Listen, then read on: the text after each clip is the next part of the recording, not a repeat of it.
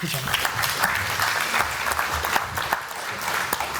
I suppose going last, you can do your northern bit, which is I came from the right side of the Pennines because I'm from Leeds. See, they all know that's good going last. So I've come to look at this from the supply chain's view, and Jacobs as a company is involved in all elements of the nuclear cycle, from new build down at Hinkley Point through to decommissioning, dismantling, both at Cumbria but also at Sellafield. So, as Tom said, when you look at it, we talk about having, well, what can we do to build the nuclear world in the Northern Powerhouse? Well, for Jacobs, we have just over 9,000 people in the UK across all our lines of business. Of that, 2,380 are in the north.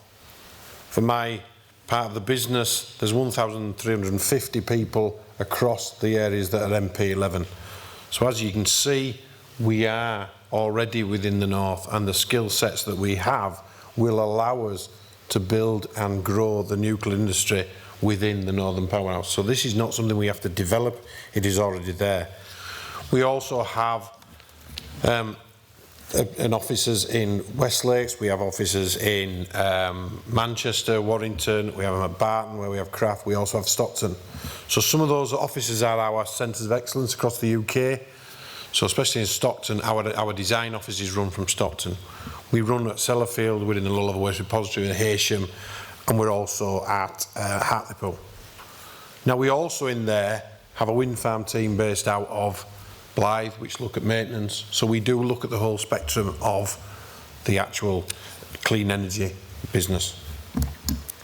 So just looking at some points, just to look at it from a supply chain, challenging today, that's what we do. And it's about how we reinvent tomorrow, and the guys have explained some of the things that are happening within the industry.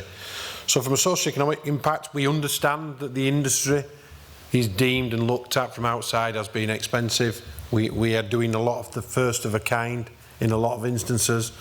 You know, if you look at it, we're building a power station in Hinkley Point. We must be the only industry that only builds one thing every 50 years and then thinks, why can it not do it again? We need to make sure we keep doing it. But our view of that is we look at how do we make savings, how can we actually come up. In last year, you know, we got the client agreement on £270 million worth of savings, both across the whole industry, but primarily at Hinkley. That's us questioning the need for some of the buildings, some of the infrastructure, some of the support that's there. This is about looking at smarter ways of doing things, innovation.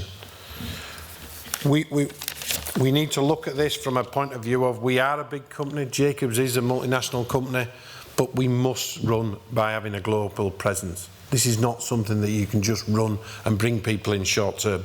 Yes, at Hinkley Point, we will need to have an influx of people to build the station, but it will then leave a legacy and an ongoing supply chain and job creation that is there for a generation or two.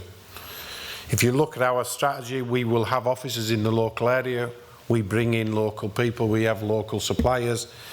So out of the northern offices, 74% of the orders that we placed into the supply chain were for northern companies. And we also looked at 68% of that were to SMEs. So that is about us developing a supply chain. To work in the nuclear industry is difficult. The safety standards, the quality that it's expected is very high compared to any other industry. So having suppliers that can also deliver at that standard, that's what we've had to develop over the years, and they exist across the actual region. So if you look at training and development, you know, we deem this as giving young people a career and a long career. This is an industry that will be here for, like I said, several generations. We have 800 graduates across Jacobs in the UK and Ireland. That doesn't include apprentices. To give you, we have an industrial cadet scheme which takes school leavers on day release. We look at that, and we've got individuals across ours. I'll take a lady in Cumbria who came in through that cadet scheme. She then went through the STEM, she came in as an apprentice. She then come out of that apprentice and she's qualified. So that is about us taking somebody who's in there, I would say, well, we're going to say years 4 and 5, but they've changed it since I was at school, so whatever it is now.